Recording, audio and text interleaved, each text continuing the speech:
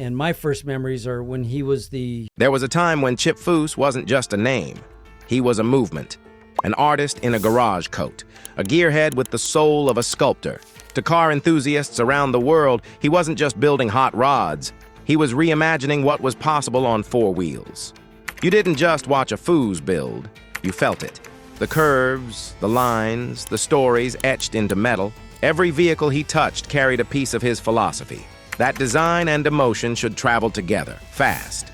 Now, at 61 years old, Chip Foose stands at a crossroads most icons eventually reach.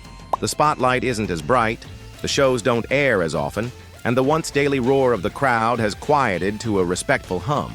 But unlike others who faded with the fame, Foose is still sketching, still building, still pushing the limits of what a custom car can be. Time may have added a few gray hairs, but the hands are steady. The vision, as sharp as ever. He's not chasing celebrity anymore. He never really was. Instead, he's crafting legacy in steel and paint. While many of his contemporaries have stepped away, Foose remains deeply involved, not out of obligation, but out of love. The garage is still his sanctuary. The pen, his weapon of choice. And though his face is less frequent on screens, his influence is everywhere. In the swoops of modern muscle, in the restorations of classics, in the dreams of young builders sketching their first cars. This isn't just a look at Chip Foose the legend, it's a look at Chip Foose the man, the one who helped reshape custom culture and now at 61 is finding meaning not just in what he's made, but in what he's still making. Because sometimes, the most compelling part of a story comes after the world stops watching. Before the cameras, before Overhaulin, before the swooping lines and spotless chrome, there was just a kid in Santa Barbara with a pencil in one hand and a passion too big to fit on a single page. Chip Foose was born into this world in 1963. But it wasn't long before his world started revolving around wheels, gears, and grease-stained garage floors. His father, Sam Foose, was already a respected hot rod builder and owner of a modest shop called Project Design. For most kids, the garage is off limits. For Chip, it was home. By the age of 7, he was sketching cars with detail and vision that left grown men stunned. These weren't the scribbles of a bored kid. They were blueprints. They were statements. And as the years passed, that pencil never left his hand. Instead of comic books or cartoons, young Chip was obsessed with design language. The proportions, the flow, the way a fender line could evoke emotion. It wasn't just about speed, it was about style. Despite his growing skill, Foose's path to formal training wasn't linear. After high school, he enrolled at the prestigious Art Center College of Design in Pasadena, a school known for producing some of the automotive industry's greatest minds. But even here, money was tight. He dropped out after 2 years to work and help support his future wife, Lynn. It was a difficult decision, but one that would lead him into the heart of the custom car world. And eventually, back to finish his degree years later. What's striking about Chip's roots is that even in his early 20s, people could see he wasn't just talented, he was different. His eye for form, his respect for heritage, and his humility made him a rare breed in an industry often driven by ego. Long before he had a brand, he had a purpose, to build cars that told stories. And even then it was clear, Chip Foose wasn't just going to design cars, he was going to change them. The 90s weren't just a decade of transition for pop culture, they were a proving ground for Chip Foose. Fresh out of school, back in the game with renewed purpose, Foose started making waves in the tight-knit world of automotive design. But it wasn't noise he made, it was impact. His work was quiet, elegant, but undeniable. While others chased trends, Foose chased timelessness. He cut his teeth working with Boyd Coddington, one of the most legendary hot rod builders in the country. At Coddington's shop, Hot Rods by Boyd, Chip became the lead designer and eventually the art director. Together, they created some of the most iconic custom cars of the era. Vehicles that didn't just show up at car shows, they won them. But even then, you could see it. Chip wasn't just following Boyd's legacy. He was building his own, Cars like Hemisphere, Impression, and 0032 weren't just machines. They were moving sculptures. Every curve told a story. Every build carried his signature style. Clean, fluid, balanced, always respectful of the car's original spirit. It wasn't long before his name started circulating, not just among customizers, but among the manufacturers. Even OEMs were paying attention. But working under Coddington came with its own challenges. Creative differences, financial issues, and eventually, a falling out. The split was painful, but necessary. In 1998, Foose took a leap and founded Foose Design, a modest shop with big dreams based in Huntington Beach, California. It was here, with complete creative control, that Chip truly flourished. This wasn't just about building cars anymore. This was about building a brand. The turning point came in 2004 with the launch of Overhaulin, the hit TV show that took Chip's name from car circles to living rooms across America. With a tight team, insane deadlines, and heartfelt stories, the show wasn't just about cars. It was about transformation. Foose became the soft-spoken magician who took beat-up rides and turned them into dreams come true. He wasn't just fixing cars, he was restoring people's connections to them. And just like that, Chip Foose became more than a builder. He became a symbol of craftsmanship, creativity, and heart. But as the fame grew, so did the pressure. By the mid-2000s, Overhaulin wasn't just a car show, it was a cultural phenomenon. At the heart of it was Chip Foose, calm, precise, quietly brilliant. Every week, viewers watched in awe as he transformed rusted-out wrecks into jaw-dropping, one-of-a-kind builds, all in just 7 days. The show had heart, humor, and horsepower, but it was Chip's steady hand and genuine humility that kept people coming back. He wasn't loud. He didn't play a character. He didn't need to. His talent spoke. Fans loved how he treated every car and every owner with respect. Whether it was a father's forgotten Camaro or a daughter's cherished pickup, Chip understood that these weren't just vehicles. They were memories. He brought them back to life with dignity, not ego. Behind the scenes, though, the pace was relentless. Foose was already known for his meticulousness. But on Overhaulin, the schedule didn't care. 7 days, no margin for error. Sleepless nights, high stakes, and an entire team relying on his vision. Chip wasn't just drawing concepts. He was physically on the shop floor, wrench in hand, guiding every detail. While the audience saw effortless execution, what they didn't see was the grind, the anxiety, the exhaustion, the weight of always having to nail it. And success came with a price. As Overhaulin surged in popularity, so did the demands on Chip's time. Fans wanted appearances. Companies wanted endorsements. Clients wanted custom builds from the Chip Foose. His shop was flooded with requests. The brand grew, but so did the pressure to protect it. For a man who'd always been more comfortable behind the scenes, the spotlight could be blinding. Yet through it all, Foose remained grounded. He didn't take shortcuts. He didn't cash in with loud, trendy builds. His work stayed elegant, refined, classic. While other customizers chased shock value, Chip stayed rooted in storytelling through design.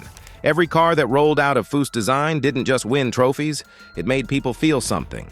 Still, fame is a strange thing. It lifts you and isolates you. And as the Overhaulin machine roared on, even Chip began to sense a shift. The boy from the garage was now a brand, a face, an empire.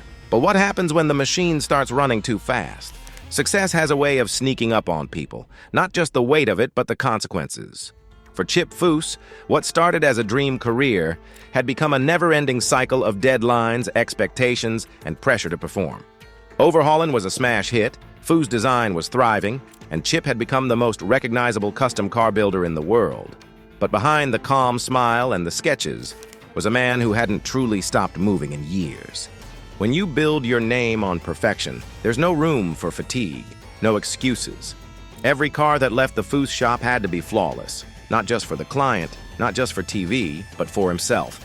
Chip's inner critic was louder than any network executive. He didn't cut corners, ever. And when you're living in a 7-day build cycle, that kind of discipline comes at a cost. Sleep was scarce. Family time was limited. His wife, Lynn, the woman who'd stood beside him through every chapter, kept the household together while Chip lived inside the shop.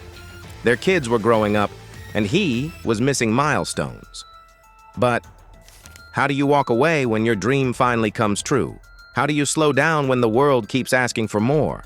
Chip wasn't just building cars. He was holding up a brand, a business, a show, an image. And somewhere along the way, the joy that fueled him, the love of design, the satisfaction of seeing a car come to life, began to blur into routine.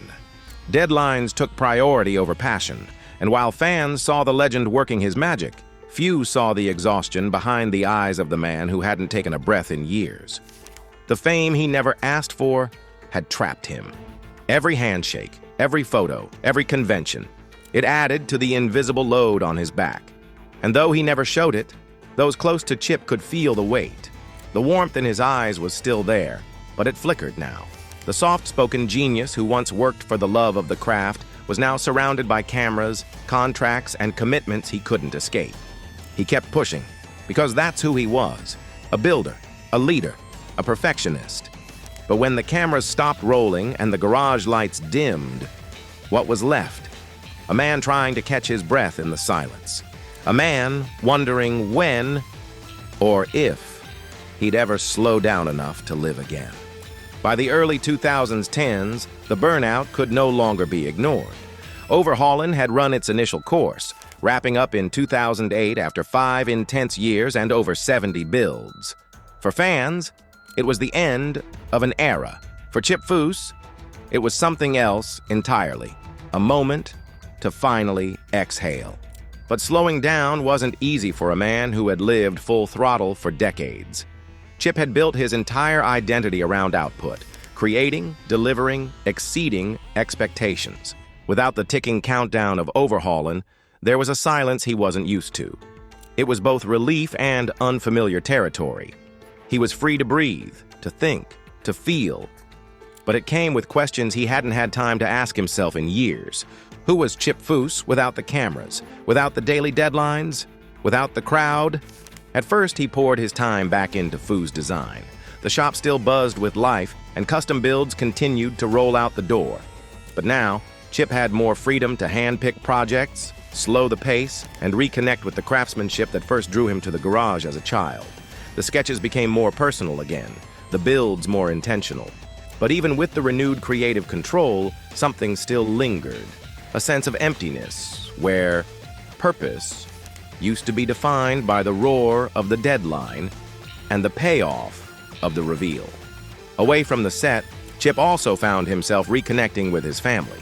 He spent more time with Lynn, more time with his kids, and for once, he wasn't watching life pass through the tinted windows of a hauler, headed to the next show.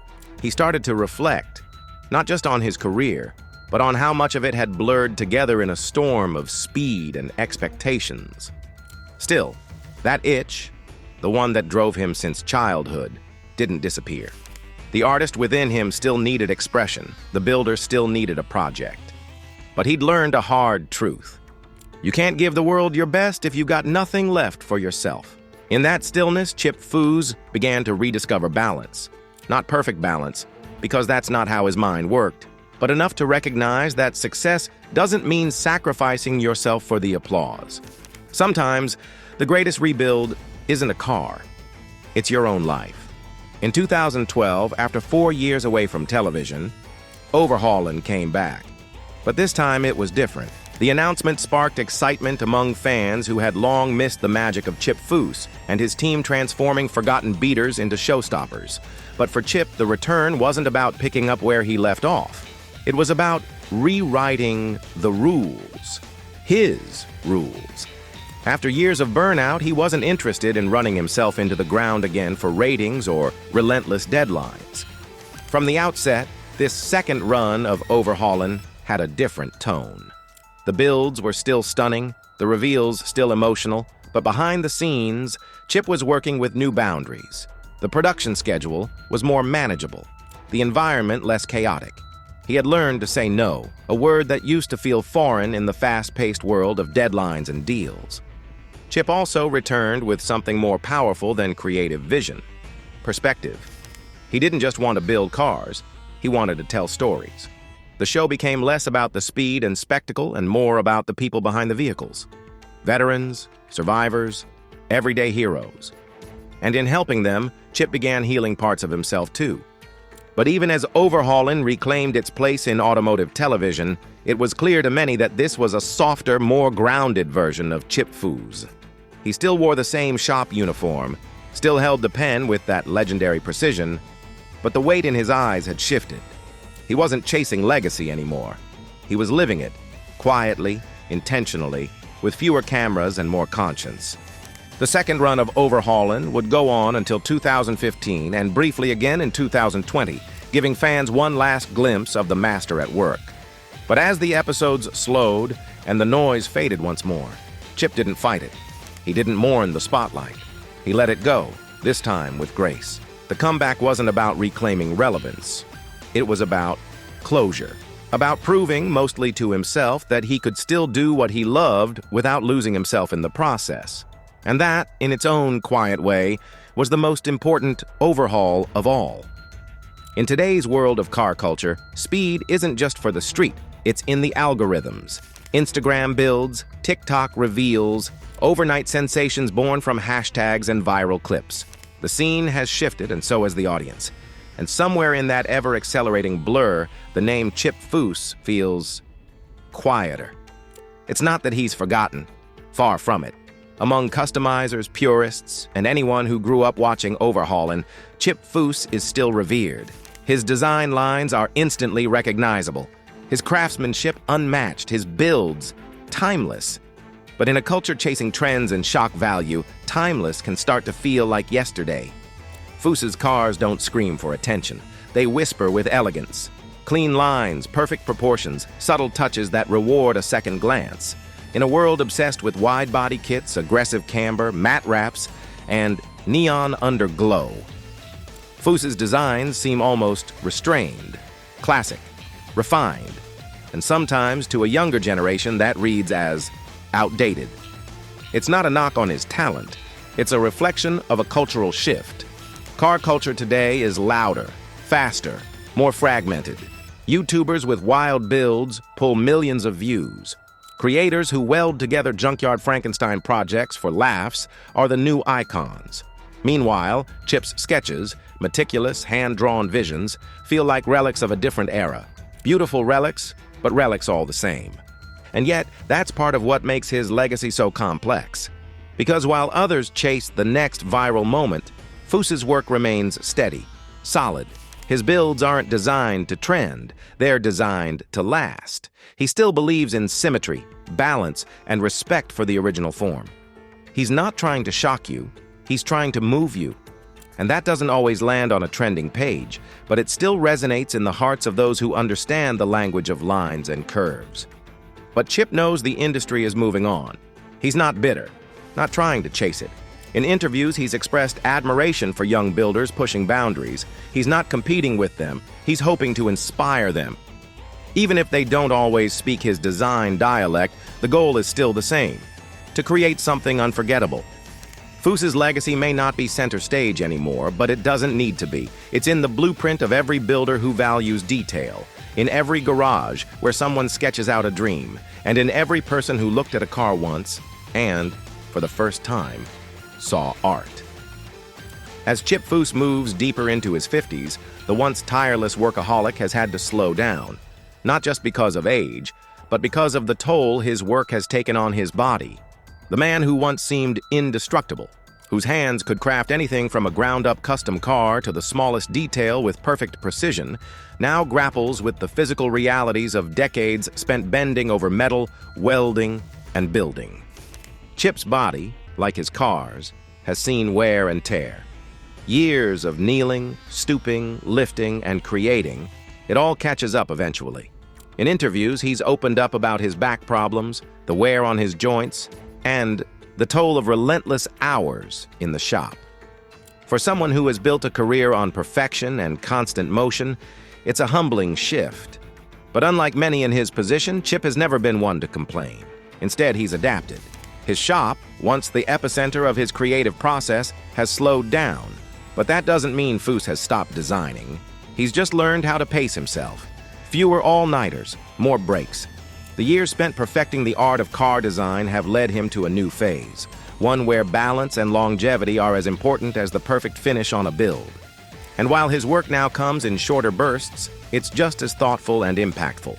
With fewer projects, but ones that carry more meaning, Chip has also taken the time to pass on his knowledge. He's more open to mentoring, less obsessed with the constant hustle of churning out designs. He has an entire generation of customizers and fans who look to him as a guiding light, not just for his cars, but for his character. Family plays a huge role in this quieter phase of Chip's life. He's a father, a husband, and someone who finds joy not just in the shop, but in the simpler moments of life.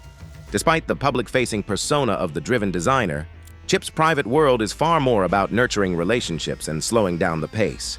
His wife, Lynn, and their son, Brock, have become central to his sense of purpose.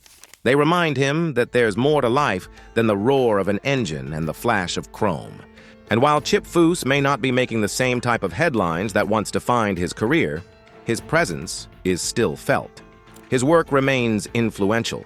The cars, the legacy, and the impact on a world he helped define are enduring. Yet perhaps the most impressive thing about Chip Foose today is his quiet acceptance of the passage of time. He's lived a full life, built the cars of his dreams, and now he's content to pass on the torch, knowing he did it all on his own terms. Chip Foose's influence on car culture will endure for generations, regardless of where the industry heads next. From the moment he first picked up a sketch pad, he set in motion a revolution of design, bringing together form and function in a way that had never been seen before. His work didn't just alter the custom car scene, it shaped the aesthetic of modern automotive artistry. His designs didn't follow trends, they created them. But now, as the automotive world shifts toward electric vehicles, autonomous driving, and digital customization, Foose is reflective on how the landscape is changing. He's not one to dismiss these new advancements.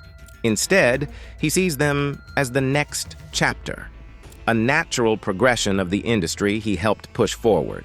Yet even as electric cars dominate the conversation, Chip believes there's still a place for craftsmanship, for the human touch in car building. He sees the future as a marriage of technology and art, a fusion where design still holds its ground against the machinery of tomorrow. The iconic Foose style, with its flowing lines and precision detailing, will never go out of style. But its place in the world of electric and self-driving cars remains to be seen. Will car designers of the future have the same appreciation for aesthetics as Chip? Or will the focus shift entirely to function? Foose remains hopeful, believing that no matter how advanced cars get, people will always have an emotional connection to the vehicles they drive. And that connection will always have room for beauty. For Chip, the future is about passing on his legacy. He's not rushing to leave a mark for his own sake. Rather, he wants to ensure that the craft he helped build will be carried forward by the next generation of designers. He's quietly shaping the future, mentoring young minds, and ensuring that, even as technology evolves, the artistry of car design will continue to be celebrated. His place in history is secure. Foose has cemented himself as a legend, not just for his cars, but for the way he changed how the world views custom vehicles. He will forever be remembered as the man who combined passion, precision, and an unwavering dedication to his craft. In a world that constantly moves forward, Chip Foose remains an anchor, reminding us that artistry and passion will always have a place in the garage. As for Chip himself, there's no retirement in sight, just the next lap. Whether it's continuing his designs, sharing wisdom with the next generation, or perhaps turning a wrench on his personal projects, Chip Foose will always be a part of the car culture he helped shape. And while the road ahead may be different than the one he started on, his legacy will continue to inspire those who, like him, want to leave the world a little more one custom car at a time.